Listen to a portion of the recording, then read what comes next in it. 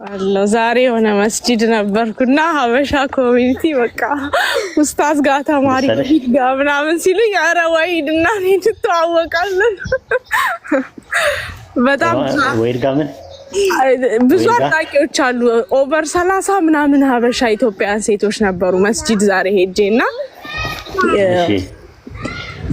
ከዛ በቃ ወሂድ ጋር ነው መማር ያለብሽ ምናምን ሲሉኝ አይ ኦልሬዲ እንተዋወቃለን እያልኳቸው ኧረ የእሱ ተማሪ ነኝ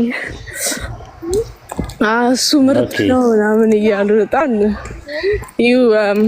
ብዙ አድናቂዎች አሉ። አልሐምዱሊላህ ይወዱ እንደሚለውና እንደሚያስበው አላህ ያርገኝ ማለት ነው። ምናልባት ያስፈራል እኮ አንዳንዴ ሰዎች የሚጠብቁትና ፕራክቲካሊ እንደዛ አይደለም። አላህ ብዙ ነገሮችን የሰተረልን ሰዎች ነን።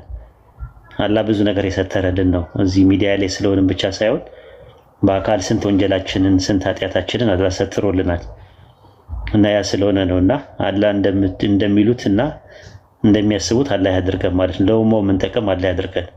አንቺም እየበረታሽ ነው፣ ጎበዘሻል ማለት ነው። ማሻአላህ ቁርአን ላይ ጥሩ ነው፣ ግን እዚህ ሚዲያ ላይ አትቅሪ እየመጣሽ ማለት ነው። ምክንያቱም የሰው አይንም ጥሩ አይደለም፣ የሰው አፍ ውስጥም ጥሩ አይደለም።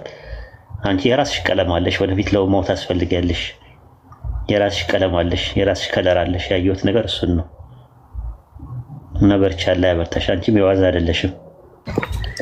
አላህ የሰጠን በስጦታ በኩል አላህ ስጦታ አድርጎ የሰጠን ከሙስሊም ወንድሞችና እህቶች መካከል አንደኛው አንቺ ነሽ። አላህ ይጠብቅሽ። ፊት ለፊት ስላለሽም ሳይሆን ኖርማሊ ታውቂዋለሽ ራሱ ምንም ጥያቄ የለውም።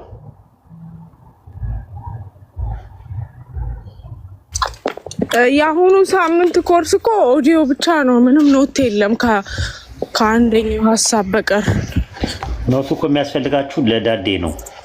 ኧረ ስንት ማለት ነው በእግራችሁ ስንት ቨርስ ተናግረ 3 ፔጅ ነው እኮ የጻፍኩት ቨርስ ብቻ ገና ቨርስ አያስፈልግም። ፈተናው እንደዛ አይደለም። ፈተናው ደግሞ ሲመጣ ደግሞ ታያዋለሽ፣ እየቀለለ ነው ከዚህ በኋላ የሚመጣው። ስለዚህ ብዙ አትጨናነቁ። መጨነቅና መጨናነቅ ለመንፈስ ጥሩ አይደለም። ቲንኪንግ ነው የሚያስፈልገው። በኢስላም ታውቂያለሽ ተወኩልና ተዋኩል የሚባል ነገር አለ። ታውቂያለሽ? ይሄንን በተለይ በአላህ መመካት፣ ሁለቱም በአላህ መመካት ነው። ግን ተወኩልና ዋው ፈታ ወና ዋው ፈታ አሊፍ ስኩን ዋ ብለሽ ስቀሪው ተወኩልና ተዋኩል በሚል ልዩነት ያመጣል። ተወኩል ማለት ምን ማለት ነው? ነገሮችን ቁርጥ ሐሳብን ባሰፉ ጊዜ በአላህ ላይ ተመካ፣ አላህ በእርሱ ላይ ተመኪዎቹን ይወዳልና ይላል ቁርአን ላይ። ረሱላህ ሰለላሁ ዐለይሂ ወሰለም ደግሞ በሐዲስ ግመልን ሰር ከዛ በኋላ በአላህ ላይ ተመካ ብሏል። ሰበቡን ማድረስ ማለት ነው። ከአንቺ የሚጠበቅብሽን ነገር ማድረግ፣ ሕክምናም ሊሆን ይችላል፣ ራስን መጠበቅም ሊሆን ይችላል። ጥንቃቄን የያዙ ስላለ አላህ ሰበቡን ስታደርሺ ከዛ ሰበቡን አድርሰሽ ከአቅሜ በላይ የሆነ ነገር ከመጣ ግን ለአንድ ሰጥቻለሁ ብለሽ ለአላህ ስትሰጪ እሱ ምን ይባላል? ተወኩል ይባላል። ተዋኩል ደግሞ ሲሆን ደግሞ ዋው ፈታ አሊፍ ስኩን ዋ ሲሆን ተዋኩል ሲሆን ደግሞ ዝም ብሎ ለአላህ በደፈናው እጅና እግርና ጣጥፎ ለአላህ መስጠት ማለት ነው። ጥንት የነበሩ ሰዎች ረሱል ሰለላሁ ዐለይሂ ወሰለም ከመምጣታቸው በፊት ቁርአን ከመውረዱ በፊት የነበሩ ሰዎች እንደዛ ያደርጉ ነበረ። መቅቡል ነበር በዛን ሰዓት ለነሱ። ገባሽ? አሁን ላይ ግን አይፈቀድም። ቁርአን ከወረደ በኋላ አይፈቀድም ማለት ሰው ማድረስ አለብሽ። ከአንቺ የሚጠበቅብሽ ነገር አለ። ስለዚህ ያለው ነገር እንደዛ ነው። በርቺ፣ ተበራቺ፣ አላህ ያበርታሽ። ብዙ ነገር ኢፈርት ኮሚትመንት የሚፈልጉ ነገሮች አሉ። ከዛ አንፃር ብታየው ጥሩ ነው ለማለት ፈልጌ ነው።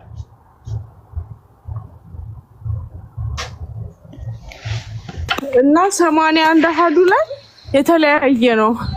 አንተ ከምትጠቀመው ባይብል ጋር መሰለኝ መዝሙረ ዳዊት ምንም የለም እዛ ውስጥ። በሌላም እንደዚህ ኢንሲደንት ቼክ ሳረግ በጣም ተለያየብኝ። ስንት ባይብል ነው መጠቀም ያለብን ነው? 84 ተጠቀሚ። ጫጫታ ነሽ ያለሽው ቤተልሔም፣ አይዞሽ ከልጅ ጋር አይመችም። አይ ነው አይ ቤት እየገባን ነው። እሺ እየሰማሁ አይዞሽ አይዞሽ። ኡስታዝ አቡል ወሃሪ አሰላሙ አለይኩም ወራህመቱላሂ ወበረካቱ። አቡል ወሃሪ ወአለይኩም ሰላም ወራህመቱላሂ ወበረካቱ። ኡስታዝ እንዴት ነው? ሰላም ነው? እንዴት ነህ? ሰላም ነው አለን አልሐምዱሊላህ። ሁሉ ሰላም። ማዳመጥ ነው ፈልገው። አይ ተፈለጋለህ። እሱማ እንደዛ ነው። አይ አረበሽክም። ኧረ መተጋገዝ ጥሩ ነው። አንዳንድ ሰው ያስፈልገኛል እኔ ራሴ። እንዴት ነው ኡስታዝ? ሰላም ነው? አልሐምዱሊላህ። በሆነ ነገር ተናድጃለሁ፣ ግን አንተ ቤት መናገር የለብኝም ብዬ ነው።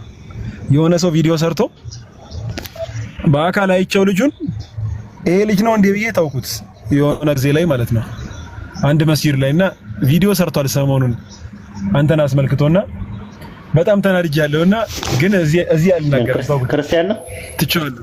ክርስቲያን ነው ወይስ ሙስሊም ነው? አይደለም ሙስሊም ነው፣ ሰለምቴ ነው። ኦኬ።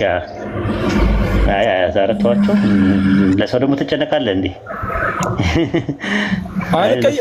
እንደዛማ አልጨነቅም። ብጨነቅ ኖሮ አስለንማ እንትን አለም። ግን አንዳንዴ ታውቃለህ ለመስለሃ ብለህ የምትተዋቸው ነገሮች የሉም።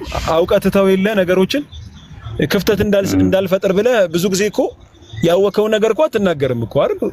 እርግጠኛ ነኝ ብዙ ነገሮችን ሰምተን እንዳልሰማን የምናልፋቸው ነገሮች አሉ። ግን እንደዛ በማድረጌ ተነደምኩኝ ታውቃለህ በጣም። አሁን አንዳንድ ሰዎች ደግሞ እንደዛ አይገባቸውም ታውቃለህ። የሆነ የምታዋርዳቸው ሰዎች አሉ፣ የምታስተምራቸው ሰዎች አሉ።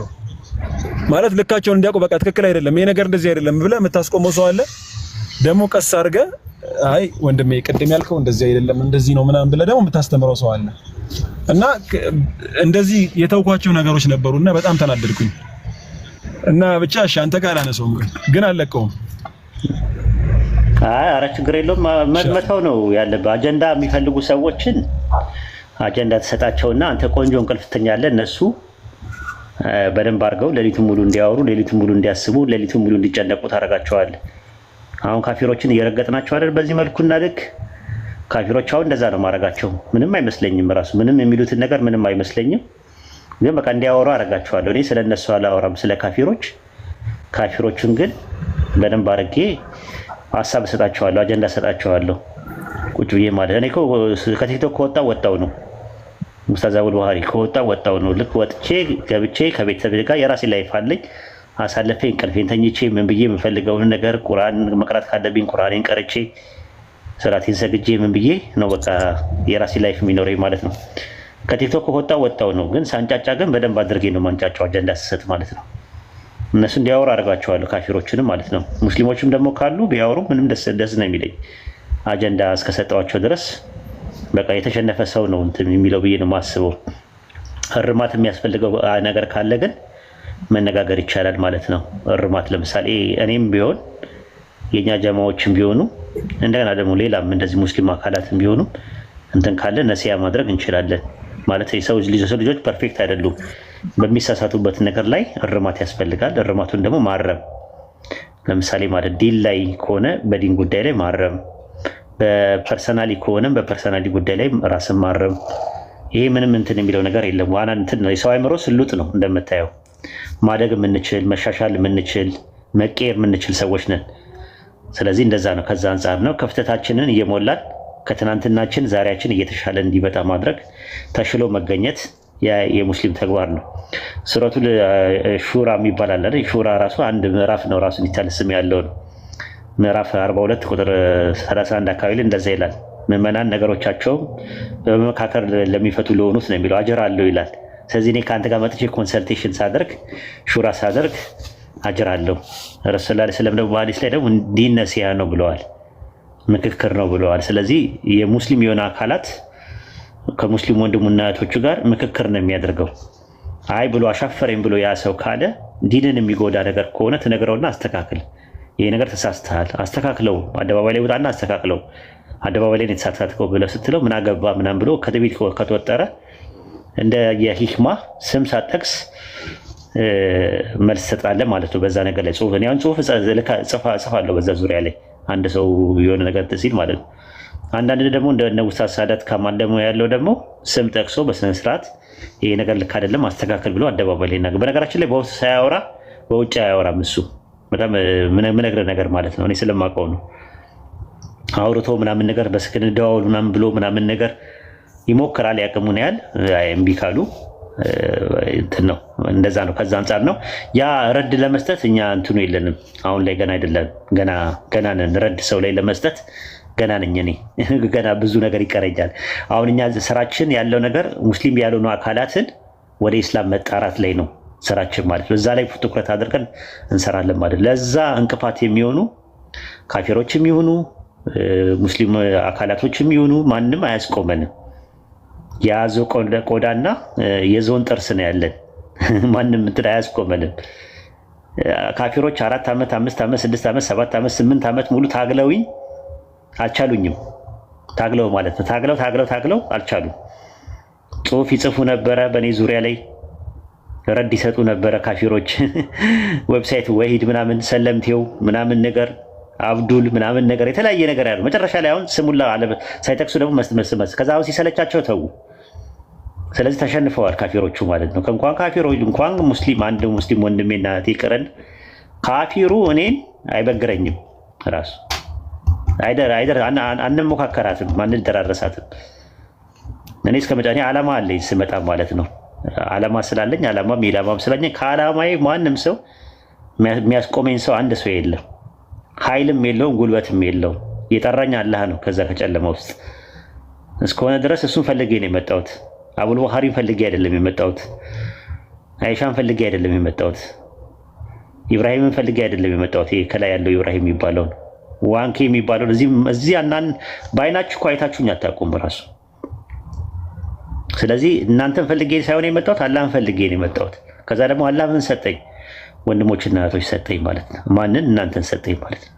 እናንተን ስለሰጠኝ ደግሞ አመስግኜ አልሐምዱሊላህ ሙስሊም ወንድሞችና እህቶች አላህ ሰጠኝ ብዬ አመስግኜ በሙስሊሙና በወንድምና በተባረክ ያለው ለሰጠኝ ነገር አላህን አመስግኘው ወደፊት መቀጠል ነው ማለት ነው።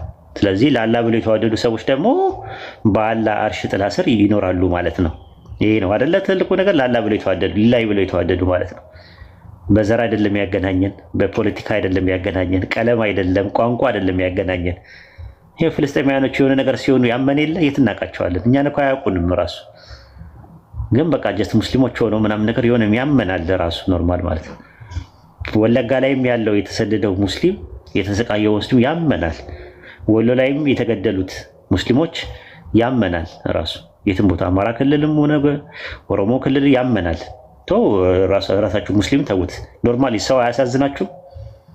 ሰው ራሱ ማለት ሰው ቢታመም እንትን ቢል ምናምን ማንኛውም ሰው እኮ ኢማን ረሰላ ለሰለም ባሪስ ላይ ለሰው ያራራለ ሰው በሱ ላይ ያራራለትም ብለዋል።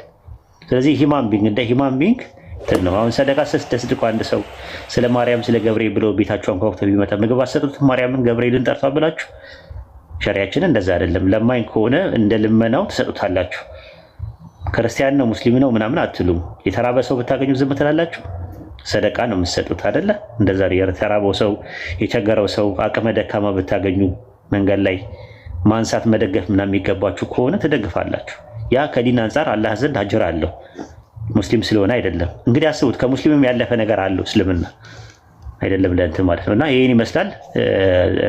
አንዳንድ ጊዜ አጀንዳ ሰዎች ምናልባትም ሲፈልጉም ሊሆን ይችላል። አጀንዳ ሲጠርባቸው አንተን አጀንዳ አድርገው ይነሱና አንተን ደግሞ ብዙ ሰው እንደሚከተል ካወቁ በዛውም በእንትናቸውን ፎሎዋቸውን ለማስፋት ሰርክላቸውን ለማስፋት ምናምን ነገር ነው። እኔ ቢጠቀሙ ደስ ይለኛል፣ ገንዘብ ቢያገኙበት። ግን ገንዘብም አያገኙበትም። ያን ያህል ጊዜያቸውን አቃጥለው ጉልበታቸውን አቃጥለው አላህ ዘንድም አጀር የለውም።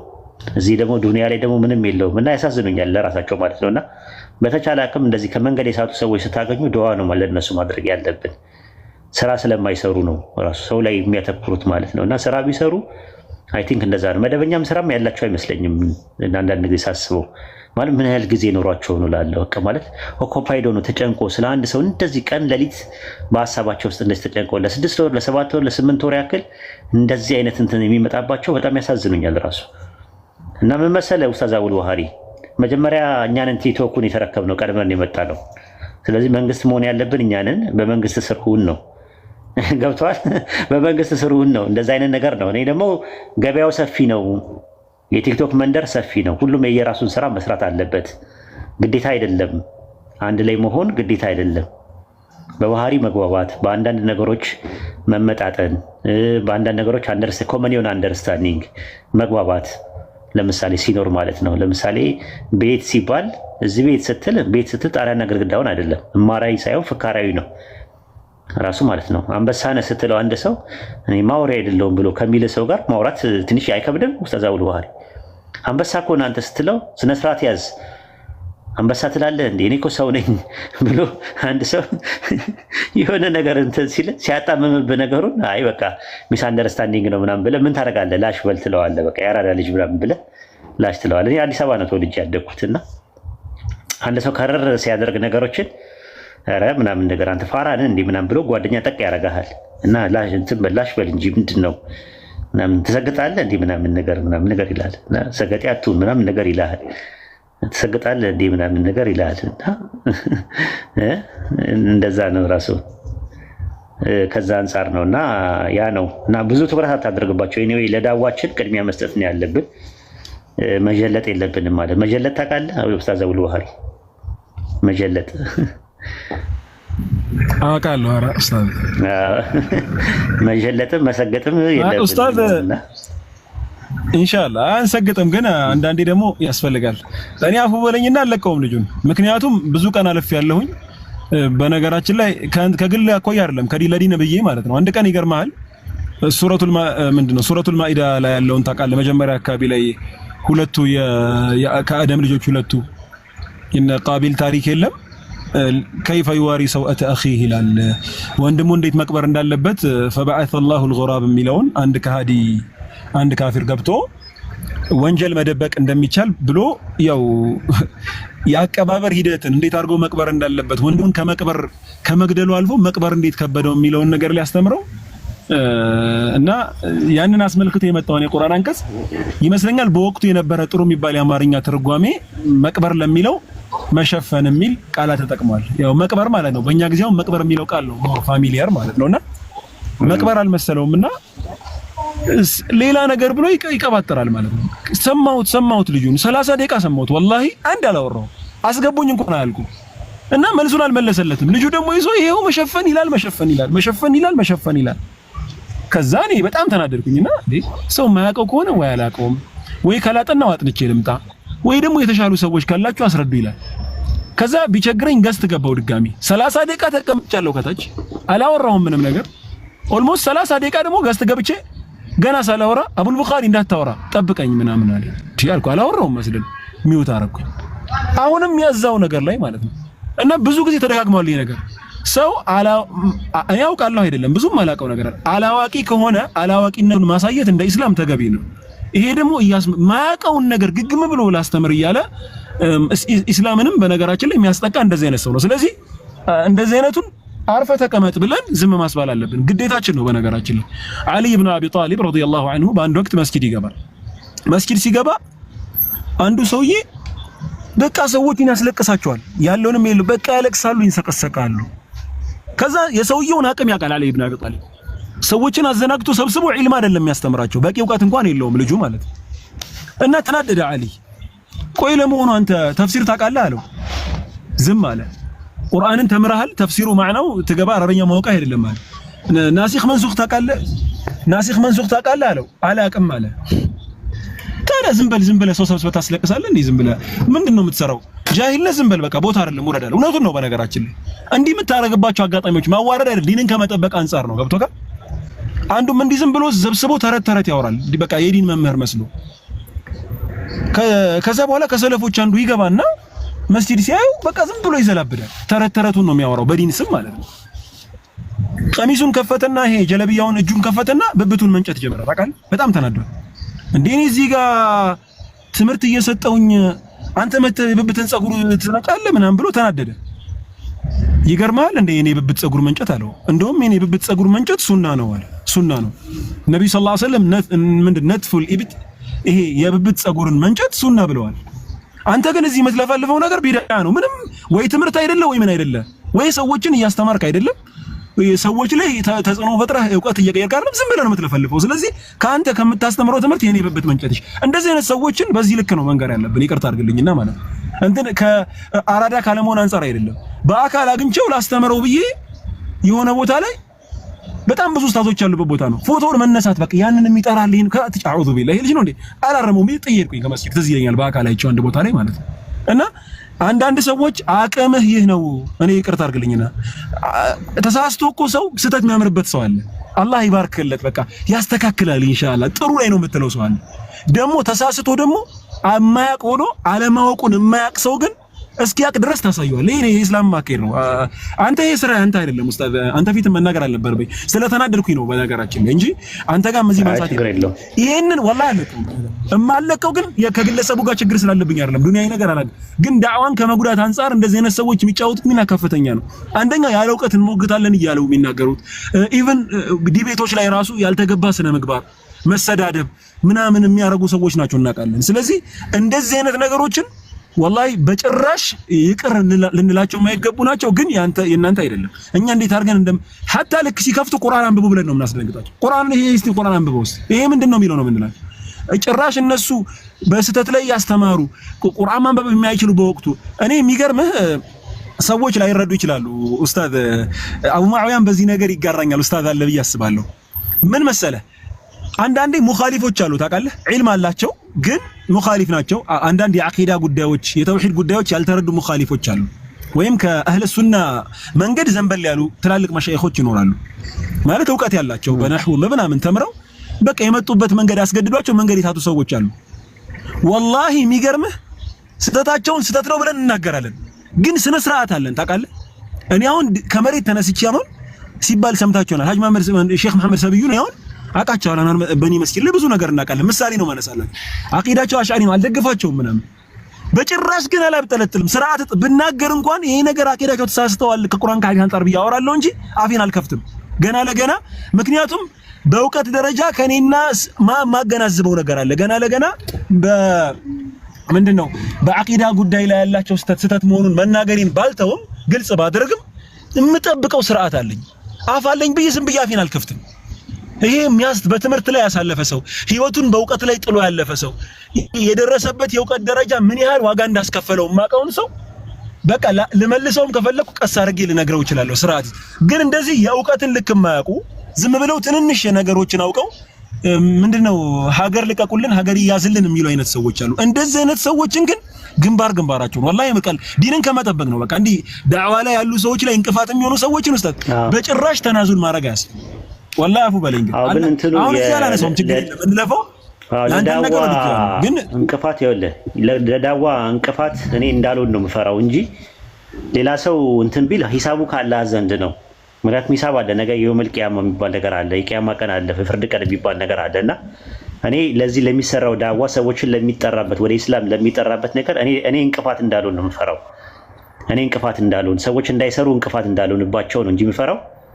በተረፈ ስራ ፈቶ አንድ ሰው ጊዜውን አቃጥሎ ምናምን ላልባሌ ነገርና ለማይረባ ነገር ጊዜውን ቢያቃጥል ኢትስ ናት ማይ ቢዝነስ፣ የኔ ችግር አይደለም። ያ ገብቷል። እኔ ምንም እስካላረኩ ድረስ ሐቁ ላይ እስካልደረ አንድ ሰው ላይ ሐቁ ላይ እስካልሄድክ ድረስ ገብቷል። በሚሰራው ቪዲዮ አንድ ሰው በሚሰራው ስራ ውስጥ መሀል ላይ ጣልቃ ሳትገባ ዝም ካልክ ለምን ዝም አልከኝ ብሎ ለሚነሳ ሰው ጉዳይ አይደለም። እኔ ሂሳብ አላህ ዘንድ ነው። ዳዋ ላይ እንቅፋት አሉን ሰዎችን ወደ ኢስላም የምጠራበትን እንትን እንዲሻማብኝ ምንም ነገር አልፈቅድለትም። ያ ነገር ብዙ ሰዎችን ያናዳቸዋል ራሱ ማለት ነው። ስማቸውንም አልጠራም። አዝ ፕራይቬት ሌቭልም አዝ ሚዲያ ሌቭልም በሚዲያም ይሁን በግል ደረጃ ስማቸውንም አልጠራም፣ አላስታውሳቸውም፣ ትዝም አይሉኝም ከነ መፈጠራቸውን ትላላቸውም እና ቦታ ለምን አይሰጠንም ነው። እኔ ደግሞ አላቃቸውም። ማላቃቸው ሰዎች እኔ እንዴት ነው ቦታ መሰጣቸው? አላቃቸውም። በቃ አለቀ። ካላወቅኳቸው አላወቅኳቸውም። ሌላ ነገር አይደለም፣ እንትን አይደለም። ሙስሊም ወንድሞችና እህቶች ናቸው። ስትግባባ አብረህ ትሰራለህ። ካልተግባባ ግን የራስህ እንትን ችግር ነው። ዋና ነገር ደግሞ ችግሩ ደግሞ የአቂዳም ችግር አለ። የአቂዳም ችግር አለ ራሱ። በአቂዳ አንድ ካልሆንኩት ሰው ጋር እኔ አልሰራም ራሱ። ለምሳሌ ይቅርታ አድርጉልኝ፣ ከትልቅ ይቅርታ ጋር ከአህባሽ ከሚባለው አቂዳ ጋር እኔ አልሰራም። እኔ ለምሳሌ ማለት ነው በግድ የሚባል ነገር አይደለም ራሱ። አላከፈርኩም ሰው ሙስሊምን አላከፍርም። አንድ ሰው ላኢላሃ ኢለላህ ካለ ሙስሊም ነው ያ ሰው። ከጀርባው ሰግዳለሁ። መጋባት ይቻላል። ወንዶችና ሴቶች ጋር መጋባት ይቻላል። ቢስሚላህ ብሎ ያረደውን መብላት ይቻላል። ተክፊሪ አይደለሁም እኔ። ተክፊርን ተቃዋሚ ነኝ እኔ። ላኢላሃ ኢለላህ ካለ ሙስሊም ወንድሜ ነው፣ አለቀ። እህቶቼ ናቸው። ሌላ ነገር ውስጥ አልገባም። ሲያሻር ካየሁት ማለት ነው ፍጡራንን ሲጠራ ካየሁት በፊት ለፊት ነግሬው እምቢ ካለ ያ ሰው ትክክል እንዳልሆነ ነግሬው ከዛ በኋላ እንደ ሙስሊም ላላየው እችላለሁ። በተረፈ ብዙ የቤት ስራ አለብን። ያጀማ ብዙ እንትን አለ። የኢትዮጵያ ምድር ውስጥ ፕሮቴስታንት እዛ ጋር ይዋጋል፣ ኦርቶዶክስ እዛ ጋር ይዋጋል፣ ፖለቲከኛው ይዋጋል፣ ኦርቶዶክሶች በፖለቲካ ውስጥ ተጠቅጥቀው በእያንዳንዷ ነገር እስልምና እንዴት እንትን እንደምትል ነው እንትን የምትሉ ከሰሜን ጫፍ መጥተው ስልጤ ጋር ይመጣሉ። ምንድነው ችግራቸው? ትግራይን እንዴት አለፉ? ኦሮሞን እንዴት አለፉ ብላችሁ ስታያቸው ጉዳዩ የዘር አይደለም። ስልጤዎች ሙስሊም ስለሆኑ ነው፣ ሌላ ነገር አይደለም። በቃ ለማሸማቀቅ ነው የሚፈልገው። ሙስሊሙን በቃ አንገቱን እንዲደፋ ለማድረግ ነው። እኔ ስልጤ አይደለሁም፣ ግን ስልጤ ጋር ያለው ነገር ዝም ብላችሁ ስታዩት ሙስሊም ስለሆነ ብቻ ነው ያን ነገር እንትን እያሉ ያሉት። ስለዚህ የቤት ስራችን ብዙ ነው እኛ ማለት ነው። እንደዚህ አይነት ስራቸው የሆኑ ሰዎችን ወደዛ መተው ነው ራሱ ማለት። ብዙ የቤት ስራ አለን። ኩፋሮች በጣም ዘምተዋል። እኛም ደግሞ ጠንካራ መሆን አለብን። ላኢላሃ ኢለላህ የሚለውን ገመድ ላኢላሃ ኢለላህ የሚለውን ባንዲራ በኢትዮጵያ ምድር ላይ ለማውለብለብ ነው እኛም ጊዜያችንን ማቃጠል ያለብን ማለት ነውና እንደዚህ ወደታች የወረዱ ሰዎች ጋር አብሮ መውረድ ራሱ አንደኛ ደረጃችንም አይደለም ራሱ ማለት ስራቸው የሆኑ ሰዎች የሆነ ዝም ብሎ ቆሻሻ አስተሳሰብ ያላቸው ቆሻሻ ቦታ ላይ የሚገኙ ሰዎች ምናምን ነገር እንደዛ። ዝንብና ንብ ምንድነው ልዩነታቸው ብለው ብትሉ ንብ የራሱ ቦታ አለው፣ ስራ ይሰራል፣ የራሱን ስራ ይሰራል። ማር ነው እንትን የሚለው። ንብ ግን የሚገርማችሁ ዝንብ ቦታ ላይ አይደርስም። ዝንብ አካባቢ ላይ አይደርስም፣ ድርሻ አይልም። ዝንብ ግን ይርመጠመጣል፣ ይልከሰከሳል። አይታችሁ ከሆነ ማለት ነው ውስጥ ለውስጥ ነው የሚርመጠመጠው፣ የሚሽለጠለጠው ውስጥ ለውስጥ ነው ራሱ። ዝንብ ቦታ ላይ መጥቶ ንብ ቦታ ላይ መጥቶ ካልሰራው ይላል መጥቶ ማለት ነው። ይመጣና ዝም ብሎ እንትን ይላል፣ ቆሻሻው ምናምን ለመጣል ይሞክራል። ገብታችኋል? ስለዚህ እናንተ መሆን ያለባችሁ እንደ ንብ ነው መሆን ያለባችሁ። ሰው አካባቢ ላይ አትድረሱ፣ የሰውን አቃትንኩ። ነገ ጠዋት ሂሳብ አለ። በተውበት እንኳን አይመለስም። የሰው አቅ ከነካችሁ ሰዎችን አትዞልሙ፣ አትድረሱባቸው፣ አትንኳቸው። ሰዎችን የራሳችሁን ስራ ላይ ፎከስ አድርጋችሁ ስሩ። ይሄ ነው የሚያሳየው ማለት ነው እንጂ ሌላ ነገር እንትን የለውም። ኢንሻአላህ ወደ ትምህርታችን እንገባለን። እንግዲህ ኢንሻአላህ እንትን የምትለው ካላችሁ ምንድነው ጥያቄ መጠየቅ የምትፈልጉ ክርስቲያኖች ካላችሁ መጠየቅ ትችላላችሁ ማለት ነው ኢንሻአላህ። ኡስታዝ አቡያ ሰላም አለይኩም ወራህመቱላሂ ወበረካቱ። ወአለይኩም ሰላም ወራህመቱላሂ ወበረካቱ። ኡስታዞች እንዴት ናችሁ? ኡስታዝ እንዴት ነህ? ሰላም ነው? አማን ናችሁ? ሰላም ነን አልሐምዱሊላህ። ወራፍ የምትፈልገው ነገር አለ? አይ ማሻአላህ በቂ ነው። እሺ ጥያቄ ያላችሁ ሰዎች ወደ ጥያቄያችን። የቤት ስራችን ብዙ ነው ያጀማ።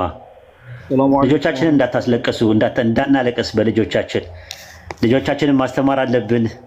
ዲናችንን በደንብ አድርገን ዲናችንን ትውልዱ መቅረጽ አለብን። ኃላፊነት አለብን። የምንኖረው ለጥቂት ጊዜ ነው። የቱርክን ታሪክ ተመልከቱ፣ የሳውዲ አረቢያን ታሪክ ተመልከቱ፣ ወደ ኋላ የነበረውን የአፍጋኒስታንን ታሪክ ተመልከቱ። እንዳለ የሚሰራብን አጀንዳዎች ብዙ ነው ራሱ ማለት ነውና አሁንም የኢትዮጵያ ሙስሊሞች ላይ የሚሰራውን ነገር ካሁኑ ነቃ ብላችሁ ዲናችሁ ላይ አተኩሩ ያጀማ። ሌላ ነገር ይሄ አሁን እንትን የሚለው ዝም ብሎ አሁን ወይ አልገባቸውም ማለት ነው። ፖለቲካው እየተሰራብን ያለውን ፖለቲካ እየገባቸው አይደለም። ሙስሊሙ ላይ እየተሰራበት ያለው ምንድነው የሚለው ነገር እየገባው አይደለም። ስለዚህ እኛም ብዙ የቤት ስራ አለብን ራሱ ማለት ነውና የቤት ስራችን ላይ ብቻ አተኩረን ትልቅ ስራ መስራት ነው ያለብን ኢንሻአላህ። እነዚህ ጥቃቅን ሰዎችን ጥቃቅንና አነስተኛ ተዋቸው። ወደ ኢንዱስትሪው ስላልመጡ ነው፣ አልገባቸውም ማለት ነው። በቃ እስኪገባቸው ግን ያለቅሳሉ። ደምን ባለ የሚያለቅሱት በልጆቻቸው ነው የሚመጣ ያ ነገር ማለት። ልጆቻቸውን ተገጣጣ መቶ አንድ ኩፋሮች ፕሮቴስታንት መቶ ሲያከፍር ያኔ ያለቅሳል። ወይድ የታለ ይላል ያኔ። ወይድ የታለ ወይድ እኮ እንደዚህ ብሎ ነበር ይላል ያኔ ነው የሚገባው ያኔ። እና ምንም እንትን የሚላቸው ነገሮች የለም ራሱ ማለት ነው። እና አልገባቸውም ራሱ አህባሽም አልገባቸውም ራሳቸው ማለት ራሳቸው ነው መጨረሻ ላይ የሚያጠፏቸው። አህባሽ የሚባለውን ራሱ የሆነ ሳለ ያጠፉታል ራሱ ማለት አሁን ምንም የገባው ነገር የለም። ከዛ አንፃር ነው ኤኒዌይ ጥንቃቄ ማድረግ ነው ኢንሻአላህ። እኛ አቃፊ ነን እንጂ ነቃፊ አይደለንም፣ አካታች ነን እንጂ አግላይ አይደለንም። ኢንሻአላህ ሰዎችን ወደ ኢስላም እንጣራለን። መማር የሚፈልግ ሰው ካለ ማንኛውም ሰው መጥቶ መማር ይችላል። ክርስቲያኖችን እያስተማርን የለ እንዴ? በትህትና ሳንሰዳደብ ክርስቲያኖች ጋር መነጋገር ከቻለን ሙስሊሙ እንዴት ነው ማቀፍም እንትን ማለትም ማንችለው ማለት ነው። ይምጣ መነጋገር የሚችል ሰው ካለ መነጋገር ይቻላል ማለት ነው። ፍሪደም ኦፍ ቶት አለን፣ የአስተሳሰብ ነፃነት አለን። መጥቶ ሀሳቡን በነፃነት ማንሸራሸር ይቻላል ማለት ነውና ይህን ይመስላል ኢንሻአላህ። ጥያቄ ያላችሁ ክርስቲያኖች ካላችሁ መቋት ትችላላችሁ ኢንሻአላህ። ኡስታዝ ጀማል የለም? ኡስታዝ ጀማል እስቲ ኡስታዝ ጀማል ሰላም አለይኩም ወራህመቱላሂ ኡስታዝ። ወአለይኩም ሰላም ወራህመቱላሂ ወበረካቱ። ኡስታዝ ጀማል ክርስቲያኖች ነበር ያልከው፣ ሙስሊም ነኝ ግን እኔ አንድ ጥያቄ ብቻ ጠይቄ ልውረድ። አፎን በቃ ጠይቅና ውረድ፣ ችግር የለውም አብሽር። መርሐባ እሺ። በመጀመሪያ በጣም ነው የምንወድህ፣ እኔም ጓደኛዬም በተደጋጋሚ ነው የምንከታተልህ። በጣም አድናቂዎች ነን። አላህ ይጨምርልህ፣ እንወድሃለን። ጥያቄ ፕሮቴስታንቶች ጌታ ጋር እናወራለን ይላሉ እና ፓስተሮቻቸውም ተከታዮቻቸውም እንደዛ ይላሉ እና ይሄ ነገር እንዴት ነው? እስኪ ምንድን ነው ማስረጃቸው? ይሄ ለመጠየቅ ያክል ነው። ያው እነሱ ነው የሚሉት እኮ ነው፣ እንደሱ ነው የሚሉት እነሱ ገብቷል። ፕሮቴስታንትም እንደዛ ይላል። ኦኒዘስም ከጌታ ጋር እናወራለን ይላል። ኦርቶዶክሶችም አንዳንዶቹም ባታውያን ከጌታ ጋር እያወራን ነው የምናወራው ይለዋል። እና እንትን ነው ያው ፉገራ ነው ወይ ደግሞ የሆነ ሸያጢኖች ናቸው እያናገሯቸው ያሏቸው። ከዛ ከሁለት አንዱ ነው እንደዛ የሚሆነው። እና በደንብ ይህንን ነገር ማጤን ሩቅ ሳትሄድ እንትን ማለት ትችላለህ ማለት ነው፣ በቀላሉ ማለት ነው። ለምንድን ነው እሱን ብቻ የሚያወራው? ለምንድን ነው እኔን ያላወራኝም የሚለው እኮ ጥያቄ ነው። ለምንድን ነው ግን አንተን ብቻ የሚያወራ? እኔን ለምንድን ነው የማያወራኝ ብለህ ስትለው አንተ ያልገባ ነገር አለ ምናምን፣ እኔ ተመርጫለሁ ይላል። እንግዲያውስ ከተመረጥክ በቃ ቀጥል፣ እኔን እስኪመርጠኝ ድረስ እኔንም እንዳንተ እስኪያወራኝ ድረስ ቻው። ግልጽ ነው። ግልጽ ነው። እንደዛ ነው። ፉጋራ ነው አብዛኛውን ነገር። ሸያጢን ናቸው። ከሸያጢን ጋር ነው የሚገናኙት። ራሱ ኩፋሩ ጂን ማለት ነው። ከእነሱ ጋር ስለሆነ ነው እንትን ያሉት። እኛ ጋር መጥተው እንዲህ አይነት ነገሮችን አይቀልሉም። ቀልድ እንዲህ አይነት ቀልድ አይቀልሉም። እኛ ቤት እንደዚህ አይነት ቀልድ የለም። እዛ ነው የማያውቀውን የሚያጃጅሉት ሌላው ቦታ ላይ ነው እንጂ እንትን አይደለም ማለት ነው። ዘዳግም 13 ላይ አንድ ነቢይ ቢነሳ ታምራትን ሲያደርግ ብታየው፣ ነገር ግን ሌሎች አማልክት እናምልክ ቢልህ እንዳሰማው ግደለው ነው የሚለው። ለምን? ታምራት ማድረጉ እንትን ነው። አንተ ሽባ ሲተረትር ሙሴ ያስነሳ እንኳን አንድ ሰው ብታይ አታምንበትም። የሚፈተሸው መጀመሪያ ምንድን ነው? ትምህርቱ ነው። ማቴዎስ ወንጌል ምዕራፍ 24 ቁጥር 24 ላይ ሐሰተኞች ነቢያትና ሐሰተኞች ክርስቶሳውያን ይነሳሉ፣ የተመረጡት እንኳን እስኪያስቱ ታላላቅ ምልክቶችና ታምራትን ያደርጋሉ አለ። ሁለተኛ ተሰሎንቄ ምዕራፍ 2 ቁጥር 10 ላይ የእነርሱ መምጣት በድንቅና በታምራት የሰይጣን አሰራር ነው ይላል። ራዕየ ዮሐንስ ምዕራፍ 13 ቁጥር 13 ላይ ሐሳዊ መሲህ የሚባለው 666 እሳት ከሰማይ ወደ ምድር እስኪያው ድረስ ታላላቅ ምልክትን ያደርጋል። አሃ ሐሳዊ መሲህ የሚባለው አንቲክራይስቱም ታምር ያደርጋል እንዴ? አዎ ካደረገ ምንድን ነው እንትኑ ማለት ነው። ስለዚህ ይሄ ያወራለሁ እንትን ላለሁ ከእግዚአብሔር ጋር አገናኛለሁ ምናምን ድራማ ነው፣ ቁማር ነው፣ ተውኔት ነው፣ ቲያትር ነው። እንዲህ አይነት ነገር እንትን አይደለም። የሚመዘነው በምንድን ነው? በትምህርት ነው፣ በእውቀት ነው የሚመዘነው ራሱ ማለት ነው። አንድ ሰው አሁን አንድ ክርስቲያን የሆነች ልጅ ክርስቲያን ነበረች፣ ለረጅም ጊዜ አማታል፣ ጸበል ትሄዳለች፣ ምን ትሄዳለች ምናምን። ከዛ የሆነ ሰዓት ላይ መታ ጠየቀችኝ፣ እባክህ አንድ ጓደኛ አንድ ሙስሊም ጓደኛ ታማለች እና ምን ልርዳሽ? አውቃታለሁ ልጅቷን እና ምን ልርዳሽ ስላት የሩቃ ቤት ፈልጋ ነበር። ከዛ አንድ የሩቃ ቤት ስልክ ሰጠዋት። ከዛ ለራሷ እኮ ነው ሄዳ ተፈወሰች። በኋላ ላይ ልስለም አለች። አሰልሚም አልናተኛ። ለምንድን ነው የምትሰልሚው ስላት ስለተፈወስኩኝ አለች። አይ እንደዛ አይደለም የሚሆነው፣ መጀመሪያ ዲን ማወቅ አለብሽ፣ መማር አለብሽ። ከዛ ሰውየው አይ ሙስሊም ሆኗን እኮ ሙስሊም ትመስለኝ ነበር እኮ ሂጃብ እያደረገች ነው የምትሄደው፣ አብያይ በደንብ እየተሰተረች ምናምን ነው የምትሄደው፣ እነሱ ጋር ማለት ነው የምትሄደው ያለው። እና መጀመሪያ መማር አለብሽ አልኳት። ሻሃዳ መያዝ ፈልጋለሁ ስትል መጀመሪያ መማር አለብሽ፣ ማወቅ አለብሽ። ምንም የምታውቀው ነገር የለም ስለ ዲኑ ኢስላም። አየህ፣ ሰው ተአምር አይቶ መዳን የለበትም። አንድ ሰው ለመዳን ማነው መስለም የለበትም። አንድ ሰው ለመስለም ከፈለገ መጀመሪያ ላኢላሃ ኢለላህ የሚለውን በደንብ ማወቅ፣ ነፊዩንም ኢስባቱንም በደንብ አድርጎ ማወቅ ያስፈልጋል። ዲፖዚት ኦፍ ሳሊቬሽን የመዳን አቀማመጥ የሚባለው በዚህ መልክና ልክ ነው። እና ከዛ አንጻር ማየት ትችላለህ። አብዱዬ እንወዳለን። ሽክራን። እሺ፣ ወሰላሙ አለይኩም። ኡስታዝ ጀማል ካለ አስወርዱት። ኡስታዝ ጀማል ነህ ከላይ የገባው? ሰላም አለይኩም። ወአለይኩም ሰላም ወራህመቱላህ። ኡስታዝ ሁላችሁ እንዴት ናችሁ? ኦኬ፣ እንዴት ነህ? አልሐምዱሊላህ ረብል ዓለሚን አለ። ከላይ ጀማል የሚል ገብቶ ከስር አንተ ስትጽፍ ደግሞ ሁለት አይነት ጀማሎች አሉ ወይስ አንድም ሁለትም እየሆኑ? እንደዛ አይደለም። ኔትወርክ በጣም ደካማ ነበር። ቅድም የጻፍኩትን አሁን ያደረሰው ኔትወርክ ደካማ ነው ሰሞኑን። ደወልኩልህ እኮ እኔማ ደወልኩልህ እንትን ብዬ ማለት። ክርስቲያኖች ካላችሁ አንዳንድ አሳዩና ግቡ። ክርስቲያኖች ካላችሁ አንዳንድ አሳዩና ለመግባት ሞክሩ። አንዳንድ አሳዩ ክርስቲያኖች። ኡስታዝ ጀማል አስገባቸው። ክርስቲያኖችን ጥያቄ ጠይቁ። ቤቱ ፍትሃዊ ነው። የሚያስፈራ ነገር የለም። አንባላም። ግቡና ጠይቁ። ዋንኬ ኡስታዝ ይጠይቁ። ሰላም አለይኩም ወራህመቱላሂ ወበረካቱ። ቤቴሌም አንድ ጊዜ ይቅርታ። ሰላም አለይኩም ለሰላምታ ብቻ አለሽ አይደል? ሰላም አለይኩም ቦታ አለ ይያለው። ቀጥል። ቤቴሌም ያወራሽ ነው። እሺ እቀመጣለሁ። እሺ ላላ ዝያራ ብቻ። እሺ ዋንኬ ሰላም አለይኩም ሁሉም ባለበት ስለሆነ ችግር የለም ብዬ ነው። አይቻት ስለማላቅ ሰላም አለይኩም። ቁርአን እየቀራች ነው እኛ ጋር ጎብዛለች። ማን ጁዝ ልታከትም ነው። ማሻአላ ጊዜ ሆና ነው እኛ ጋር። እሺ ዋንኬ ሰላም አለይኩም ኡስታዝ። ወአለይኩም ሰላም ወራህመቱላሂ ወበረካቱ። ደህና ናችሁ? እንዴት ነህ? አላህ ይጨምርልህ፣ አላህ ይጠብቅህ። አሚን አሚን።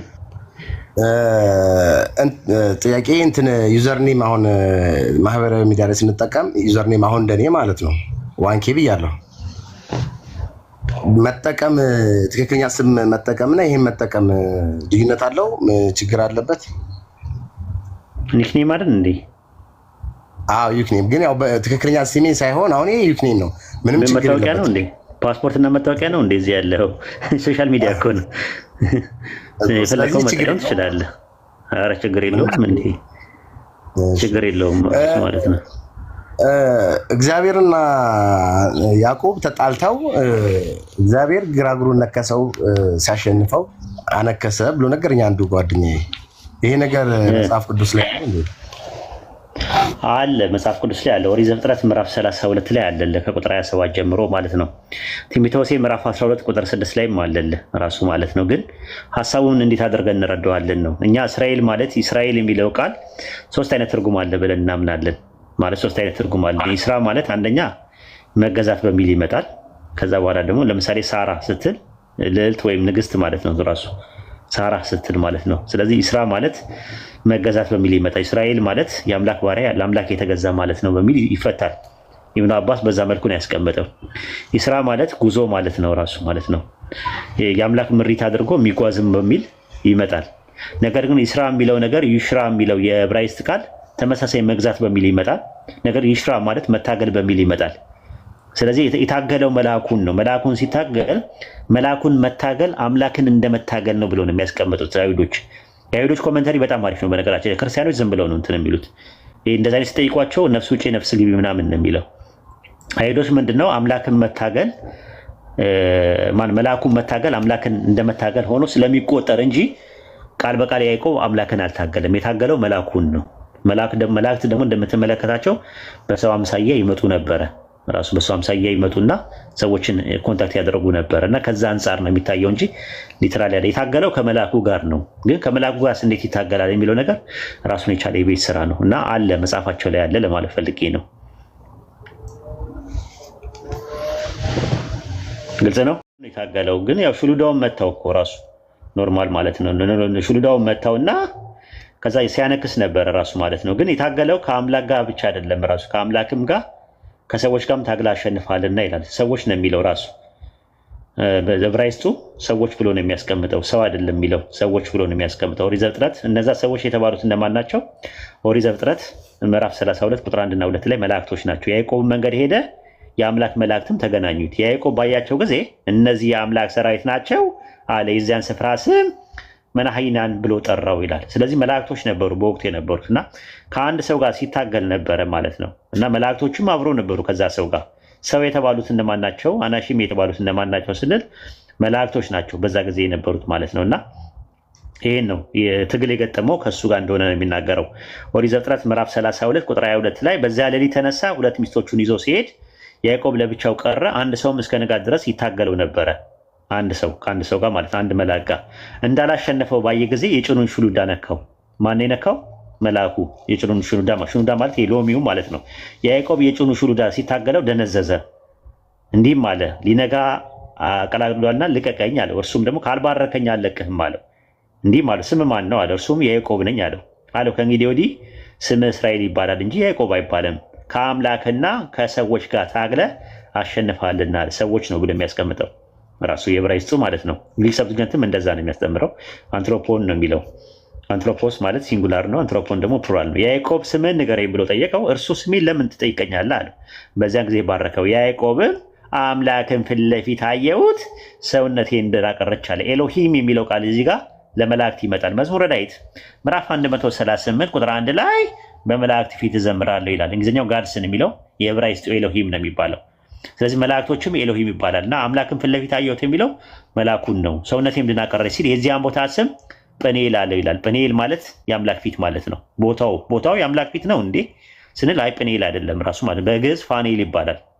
መላኩ ፋኔል ነው ይላሉ የታገለው እንትን ማለት ነው። እና ከዛ ጊዜ ጵኒኤል ሲያልፍ ፀሐይ ወጣች፣ እርሱም በጭኑ ምክንያት ያነክስ ነበር። ስለዚህ የእስራኤል ልጆች እስከዛሬ ድረስ የወርች ሽሉዳ አይበሉም፣ ከያዕቆብ ጭን ወርች ሽሉዳ አደንዝዟልና። ምክንያቱ ያንን ነው። የወርች ማለት የፊት ምንድን ነው? የወርች ማለት የፊት እግር ማለት ነው። የፊት እግር ሽሉዳ አይበሉም። የበግ የፊት ለፊቱ የፊት ያሉት እግሮች ወርች ይባላል ማለት ነው። እና ከዛ አንጻር ነው ብሎ ያስቀምጣሉ። ይህን ይመስላል። ይህ እንግዲህ የእነሱ መጽሐፍ ነው። ይህን ማን የተረከልን? የዘፍጥረት ጸሐፊ ነው የተረከልን። ማን ነው? አናውቀውም። ሙሴ ነው ይላሉ ብዙ ሰዎች። ዘፍጥረትን ሙሴ ነው የጻፈው የሚል ማስረጃ ከኦሪት ዘፍጥረት እስከ ራዕየ ዮሐንስ ድረስ አንድ ሰው ማምጣት አይችልም። አንድ ሰው ማምጣት አይችልም። 1000 ዓመት ሰጣቸዋለሁ። ኦሪት ዘፍጥረትን የጻፈው እና የተናገረው ሙሴ ነው የሚል ማስረጃ የለም። ይህን ይመስላል። እዛ ባለፈው አሁን ያስተማርከን ላይ ዳዊት ላይ እንትን ላይ ሳራ ልጆችን ምናምን ባሂ ነው ባኒም የሚለው ምናምን ነበር። የኔ ባይብል ላይ ይሄ ምንም ልጆች አይልም ልጅ ነው የሚለው በአንደኛ በነጠላ የመጣው። አዎ ስለዚህ ምን እትም ነው ያልሽው? 81 አሃዱ አይባልም። አስተካኪ ምንድን ነው ጥፋትሽ? 80 አሃዱ ካልሽ በቃ አለቀ። 81 አሃዱ አይባልም። አሃዱ ማለት አንድ ማለት ነው። 81 ካልሽ በቃ በቂ ነው። 80 አሃዱ ካልሽ ደግሞ 81 ማለት ነው። እሺ ግልጽ ነው። ማን የላከው? አብዱ መርካቶ። እሺ የትኛው ነው? 2000 እትም ነው ወይስ 1980? አዎ አይ ቲንክ 2000 እትም ነው። አይ ቲንክ የ2000 እትም ላይ ያለው ኦሪት ዘፍጥረት አንተ ልጆች ምናምን ነው የሚለው። እኔ ያስኩት ላይ ጭራሽ ልጆች አይልም ልጅ ነው የሚለው። ሳራ ደግሞ በእርጅና የወለደችው ሕፃን እንድታጠባ ለአብርሃም ማን በነገረው ሕፃን ነው ብሎ ያስቀመጠው አሁን ሲንጉላር ነው አይደል? እንደዛ አይደል? ሕፃን ነው የሚለው አይደል? አዎ ምዕራፉን አንዴ እስቲ 21:7 ዘፍጥረት 21:7 እሺ አገኘሁት። አዎ ምን ይላል እዚህ ጋር? አዎ ደግሞም ሳራ በእርጅናዋ የወለደችውን ሕፃን እንድታጠባ ለአብርሃም ማን በነገረው እና ቤንም ባኒም ነው ግን ያለው በሂብሩ ላይ ማለት ነው። ሂብሩ ላይ ባኒም ማለት ልጆች ማለት ነው። የ1980 የእንትና 80 ላይ ራሱ ልጆች ብሎ ነው ያስቀመጠው። የኔ ፖይንት ይሰማል? አይሰማሽም? የኔ ፖይንት እነዚህ ሰዎች ከሂብሩ አይደለም የተረጎሙት ማለት ነው። ሲተረጎሙት ይስሐቅ ነው ባኒም የተባለው ሲንጉላር ፐርሰን በፕሉራል አምፕሊቲዩድ ይመጣል ነው። ፕሉራል ኦፍ አምፕሊቲዩድ ይመጣል ነው አይደል? ፖይንቱ የነበረው ስላሴን ስናስተምር በረሺት ባራ ኤሎሂም የታ ሸማይም በየታ አሬስት አይደል? አሬትስ ብለን ስናስተምር ኤሎሂም የሚለው ቃል አምፕሊቲዩድን ያሳያል፣ እንደገና ደግሞ መልቲቲዩድን ያሳያል። ይሄኛው ግን መልቲቲዩድን ሳይሆን አምፕሊቲዩድን ነው የሚያሳየው ብለን ለሞገትንበት ሙገት ነው ያመጣ ነው አይደል? አዎ በቃ እሱ ማለት ነው። ይስሐቅ 1% ሆኖ ግን ባኒም ተብሏል። ያ ማለት ይስሐቅ ብዙ ፐርሰን ነው፣ መልቲፕል ፐርሰን ነው ወይም ትሪኒቲ ነው ማለት አይደለም ነው ፖይንታችን የነበረው። ስለዚህ ከነሱ ጋር ስንወያይ አንደኛ በየትኛው መጽሐፍ ቅዱስ ነው የምንወያየው? ሁለተኛ እዛው ጋር በግዕዝታች ሬፈረንስ አንዳንድ አይ በግሪኩ እንደዚህ ይላል በምናምን እንደዚህ ይላል እያሉ የተለያየ ሀሳብ አለ። ስለዚህ የትኛውን ባይ እኔ ስንቱ ባይብል ላ አንቺ አሁን እኮ ከጥቃቅንና አንድ አነስተኛ ወተሽ ወደ ኢንዱስትሪ እየገባሽ ነው ያለው። ገባሽ? ወደዛ ነው እየገባሽ ያለሽው። ስለዚህ እዛ ጋር ስትገቢ ዕብራይስጡ ምን ይላል፣ የግሪክ ሰብስቲቱንቱ ምን ይላል እያለን እያየን ያለ ነው። ሲንጉላር ሆኖ ለእንትን እየተጠቀምን ያለ ነው፣ ለአምፕሊቲዩድ ወይም ለግነት እየተጠቀመን ነው ብለን ላመጣንበት ነገር እንደ ማስረጃ ያደረግነው። እሺ ይሄን ይመስላል። ኦኬ። በተረፈ ደግሞ አስታውሽኝ እያወጣው አሳያችኋለሁ እንትኑን የዕብራይስጡንም የግሪክ ሰብትጀንቱንም ሁለቱንም እያወጣሁ አሳያችሁና ሊንክ ልክላችሁና ሰጣችሁና በደንብ ትማራላችሁ ኢንሻአላህ። እንትን የሆነ ያነበብኩኝ ሚስኮቲንግ ጂሰስ ላይ ደግሞ ብዙ ያሉን ባይብሎች ከቨልጌት ከሚለው ባይብል ነው። people think that the vulgate is the original bible አይነት ላቲን ቡልጌት ላቲን ቡልጌት በ382 ላይ ጄሮ የሚባል ነው ያዘጋጀው። እኛ ደግሞ የምናወራው ከላቲን ቡልጌት በፊት ነው። እሱን ጥቃቅና አነስተኛ ውስጥ ነው የሚመደበው። ውጪ ከዛ አይዞሽ በደንብ ነው ማሳያችሁ። እኔ ጥርስና ምላሱን እየነቀስና እያደማን ጥልልና ጥንፈፍ እያደረግን እያጠለልና እያጠነፈፍን ነው የምንመለከተው። አብሽሪ ሰከንድ ተርም ማለት ነው። ሰከንድ ተርም የምንማረው ማለት ነው። ኖ አይ ስጠይቁ ማለት አሁን ጥያቄው ጠይቀሻል አይደል? ግን መረጃ እጅሽ ላይ ያስፈልጋል አይደል? እንደ ዶክሜንት ዝም ብሎ የጨበጣ ነገር እንዳይሆን ወይ ነገረኝ ታያለሽ እንዴ? ወደፊት አሁን ከሰው ጋር ስትወያይ አይደለም አይደለ? አሁን እንደዛ ነው። ከጥቃቅና አነስተኛ ወተሽ ኢንዱስትሪ ውስጥ እንድገቢ ነው የምፈልገው። ያ ደግሞ ለመሆን በደንብ መረጃና ማስረጃ ለመሞገትም ለመሟገትም ጥሩ ነገሮች ያስፈልጋል። ጮማ የሆኑ ነገሮች ያስፈልጋል። ገላትያ 6:11 ላይ እዩ በምን ያህል ትልልቅ ጽሁፎች እንደጻፍኩት የሚለው ሲብራራ ፖል በስክራይቦች ነው እንጂ ያጻፈው እሱ አልጻፈም። የሱ ጽሁፍ ተለቅ ብሎ ራሱ የተቀመጠው እሱ እንደጻፈ ለማረጋገጥ ነው የሚል ነገር አነበብኩ እዛ ሚስኮቲንግ ጂሰስ ላይ። አናዘር ቲንግ ደግሞ በፖል ስም ይሄ አይ ቲንክ ቆሮንቶስ ሰዎች ናም በፖል ስም ነው የተጻፈው። አክሴፕታንስ እንዲያገኝ ለቸርቹ በፖል ስም ራሱ የሚጻፉ ደብዳቤዎች ነበሩ ምናምን ይላልና can we definitely say አንተ ምንድነው ያለ መረጃ? እነ ጳውሎስ ራሱ በራሱ በስክራይብ እንጂ ያጻፈው በራሱ ያልጻፈው። ስለዚህ ጳውሎስም ብለው ኮት ሲያረጉ ወይም ፖልን ሲከተሉ ፖል እኮ he didn't write this መልእክቶች እያለ ያለው ባርት ማለት ሐዋርያው ጳውሎስ እንደነሱ እምነት በእጁ ያጻፋቸው መጽሐፍ አለ። እስር ቤት ሆኖ ደግሞ በጓደኞቹና በተማሪዎቹ ያጻፋቸው መልእክቶች አለ ብለው ያምናሉ። እንደዛ ነው ብለው የሚያምኑት እነሱም እኮ የተለየ ነገር አላመጣም። ፕሮፌሰር ባርቴርማን አንደኛ እሱ ነው። ሮሜ ሰዎችን የጻፈው ማን ነው ብለው ነው የሚያምኑት ክርስቲያኖች። የሐዋርያው ጳውሎስ መልእክት ወደ ሮሜ ሰዎች ነው አይደል የሚለው? ግን ሮሜ ሰዎችን እኮ ጳውሎስ አልጻፈውም። ታውቃላችሁ? ስንቶቻችሁ ታውቃላችሁ? እንትና ነው እንዴ ጻፈው? እዛ ላይ ስሙ የተጠቀሰው ነው እንዴ? ጤርጤዎስ ነው የጻፈው። ሮሜ 16 ምዕራፍ 16 ቁጥር 22 ላይ ይህን መልእክት የጻፍኩት እኔ ጤርጤዎስ በጌታ ሰላምታ ያቀርብላችኋለሁ። የእኔና የቤተክርስቲያን ሁሉ አስተናጋጅ ጋይዮስ ሰላምታ ያቀርብላችኋል። የከተማዊቱ መጋቢ ጤርጤዎስም ያቀርብላችኋል ይላል። ስለዚህ ማን ነው የጻፈው የሮሜ መልእክት? እሱማ ከኔ ጋር በስራ የሚተባበረው ጢሞቴዎስም ዘመዶች የሆኑት ሊቆሲዮስም ምናምን እያለ ይገልጻል። እሺ ገባኝ። ማን የጻፈው ነው ይህ መልእክት እያለ የሚያወራው ማን ነው? እሱማ በቃ ይህን መልእክት የጻፍኳት እኔ ጤርጤዎስ ነኝ አለ እኮ። ስለዚህ የሮሜ መልእክት የሚያወራው ማን ነው? ጤርጤዎስ ነው። ሮሜ ምዕራፍ 16 ቁጥር 22 ላይ ማለት ነው። ብዙ ሰዎች ሮሜን የጻፈው ጳውሎስ ነው ይላሉ። ኦኬ እሱ ላይ እንትን ጊዜ ስታገኝ እዚህ ቲክቶክ ላይ ብዙ ሰው አይ ዶንት ቲንክ እኔ ራሱ ይሄን መጽሐፍ ሳነብ ነው እንጂ ያወቅኩት ምንም አይዲያው አልነበረኝም። ሌላው ምንድነው ይሄ የኮፒ ሲስተም ስላልነበረ ኮፒ የሚያደርጉ ሰዎች ራሱ ደግሞ ሲሌበስ ደግሞ ስፔስ አልነበረም። እነዚህ ጽሁፎች ሲጻፉ እነዚህ ኢቭን ወንጌሎቹ ሲጻፉና እሱን እንዴት ታየዋለህ አንተ? እነዚህ ጽሁፎች ዛሬ የነበሩት አይነት ሼፕ አይደለም የነበራቸው። ዲፍረንት ስክራይቦች ሁሌ አዲሽናል ሀሳብ ሲጨምሩ ሲቀንሱ እንደመሰላቸው ሲያደርጉ እንደነበረ ምናምን ያለው ነገር ገብቶሃል?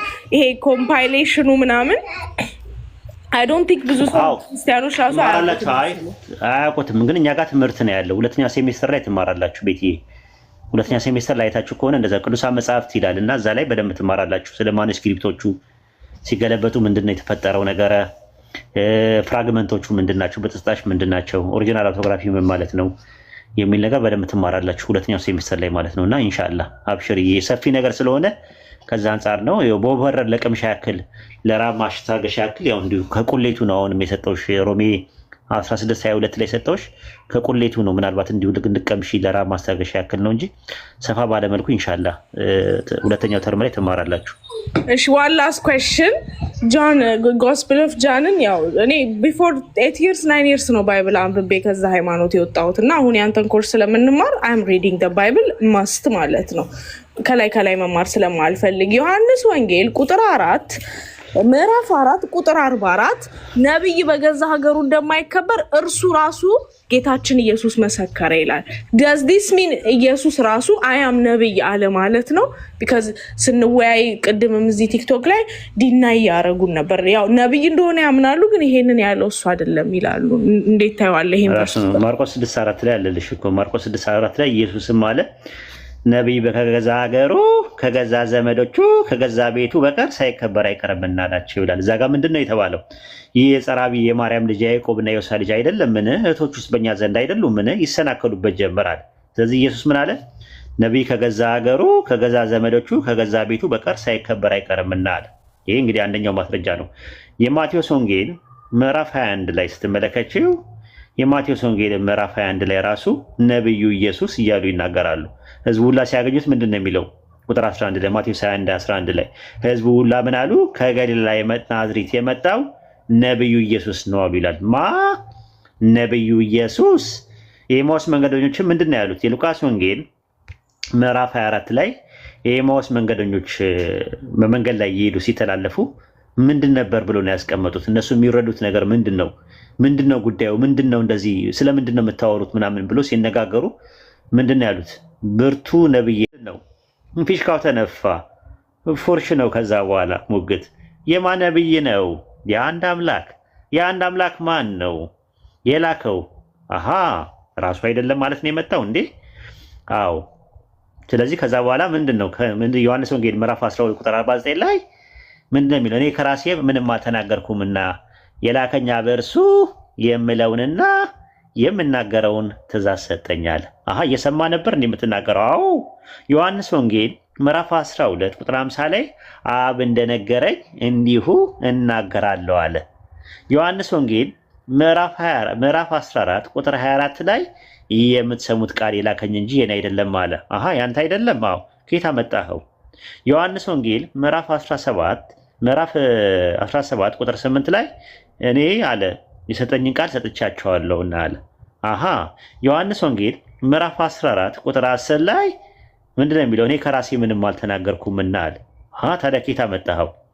ዮሐንስ ወንጌል ምዕራፍ 7 ቁጥር 16 እና 17 ላይ ትምህርቴ ከላከኝ እንጂ ከእኔ አይደለምና አለ። ስለዚህ ነብይ ከሆነ ፊሽካው ተነፋ። ከዛ በኋላ አንድ አምላክ ነው፣ የአምላክ ሁለተኛው አባል ነው የሚለው ድራማ ነው፣ ቁማር ነው፣ ተውኔት ነው፣ ቲያትር ነው የሚሆነው ከዛ በኋላ እና ይህን ይመስላል ነብይ መሆኑ ማለት ነው። ኢንሻአላህ እስቲ ሌሎች ክርስቲያኖችም ካለ አስገብልን። እዚሁ ላይ ደግሞ በት የምፈልገው የኢየሱስ ሐዋርያቶች ግሪክኛ መጻፍና ማንበብ ይችሉ ነበር? የተማሩ ነበሩ ወይስ ተራ አሳ አጥማጅ ነበሩ? አሳ አጥማጆች ነበሩ። የተማሩ አልነበሩም። የተማሩ አልነበሩም። ነገር ግን የአረማይስጥ ቋንቋ ተናጋሪዎች ናቸው። የገሊላ ሰዎች ነበሩ። ገሊላ አካባቢ ላይ ደግሞ ይኖሩ የነበሩት አረማይስጥ ተናጋሪዎች ናቸው የነበሩት። ነገር ግን እንደነሱ ትውፊት ደግሞ ምንድነው 72 ቋንቋዎች ተገለጸላቸውና ከእስራኤል ውጭ የወጡትን አይሁዳውያኖችን ኮንታክት የሚያደርጉበትን ቋንቋ ተጠቅመው ወንጌሉን የክርስቶስን ወንጌል ሊያስተምሩ ቻሉ የሚል ትራዲሽን አለ ማለት ነውና ከዛ አንጻር ብታዩ ጥሩ ነው። ተጀማል አለ ወያኪላ ሲስ ኡስታዝ አለን ግን በጣም ያስቸገረ ነው። ጨልሞብኛል ገስቱ ራሱ ማለት ነው። ማብራት ሄዶ ነበር አሁን ነው የመጣው። ኦኬ ክርስቲያኖች ካላችሁ ታች አንዳንድ አሳዩና መግባት ትችላላችሁ። ጥያቄ ካላችሁ ኡስታዝ አቡል ባህሪም ስላለ ጥያቄ መጠየቅ ይችላሉ። ወንድም አስረስም አለ። ሰላም አለይኩም ወራህመቱላሂ ወበረካቱ። አስረስ ወአለይኩም ሰላም ወራህመቱላሂ ወበረካቱ። ኡስታዝ እንዴት ናችሁ? ኦኬ ሙስሊሞች መግባት ከፈለጋችሁ አንዳንድ አሳዩ። አስገቧቸው ሙስሊሞችን።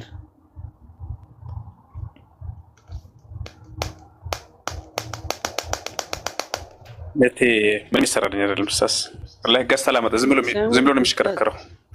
ኦኬ መቶ አለቃ አለ ቅድም አስገቡኝ ያለ ነበር። አለ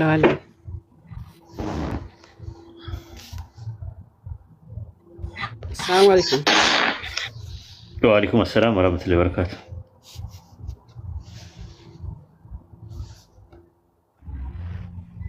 ኡስታዝ የሆነ ጥያቄ ነበረኝ። ጠይቅ። ጊዜ አታቃጥሉ።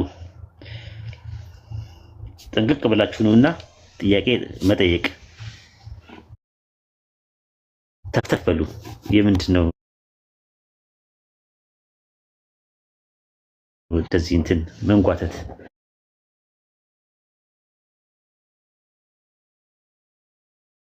ጥያቄ ካለ ወደ ጥያቄ ዌልካም።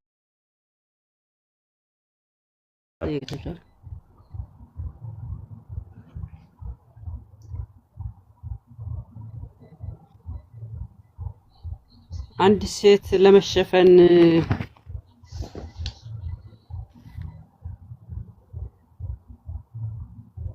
ሸበካ ነው መሰለኝ። አንድ ሴት ለመሸፈን ለምሳሌ ምርቃን ምናምን እንደገና ሀብል።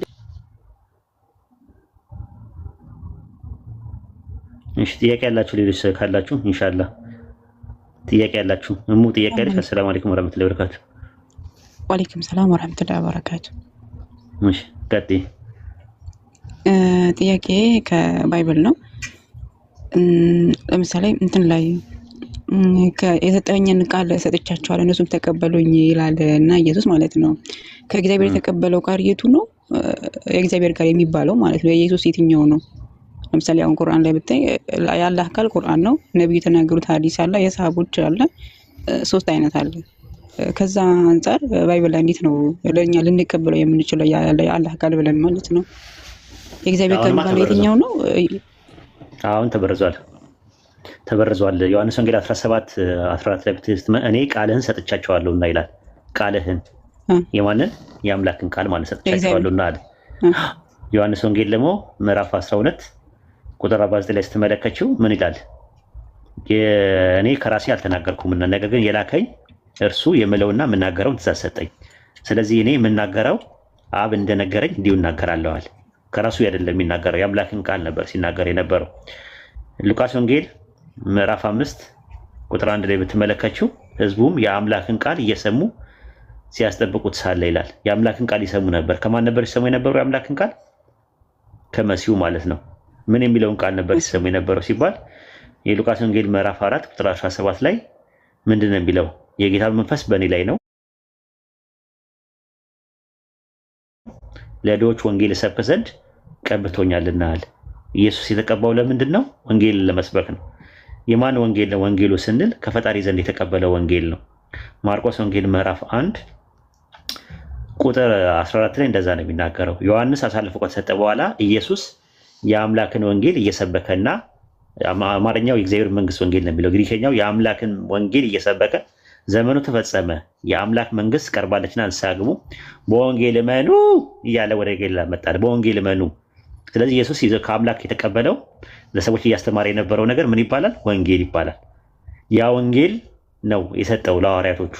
ከዛ ሐዋርያቶቹ ለተማሪዎቻቸው ሲያስተላልፉ ተማሪዎቻቸው ደግሞ የነበረውን ታሪክ የነበረውን አንዳንድ ነገር ጨምረው ጨማምረው ወንጌል ብለው አሉት ማለት ነው። እነሱም ላይሉት ይችላሉ፣ ምናልባት እንደ ታሪክ ነው እና ወደ 47 የሚደርሱ ወንጌሎች ተዘጋጁ። የማቲያስ ወንጌል፣ የቶማስ ወንጌል፣ የጴጥሮስ ወንጌል፣ የበርናባስ ወንጌል፣ የመቅደላዊት ማርያም ወንጌል፣ የይሁዳ ወንጌል ምናምን እየተባሉ ወደ 47 የሚደርሱ ነበሩ። ከዛ ውስጥ እንግዲህ ለመጀመሪያ ጊዜ የአግናጢዮስ ዛንጾኪያ አግናጢዮስ አይደለም ኢራኒየስ ለመጀመሪያ ጊዜ 4 አድርጎ መረጣቸው ማለት ነው። ማርቆስ፣ ማቴዎስ፣ ሉቃስ እና ዮሐንስ የሚባሉ ወንጌሎችን ተቀበለ ማለት ነው። ሌሎቹ በአጠቃላይ አልተቀበሏቸውም። ይህን ይመስላል።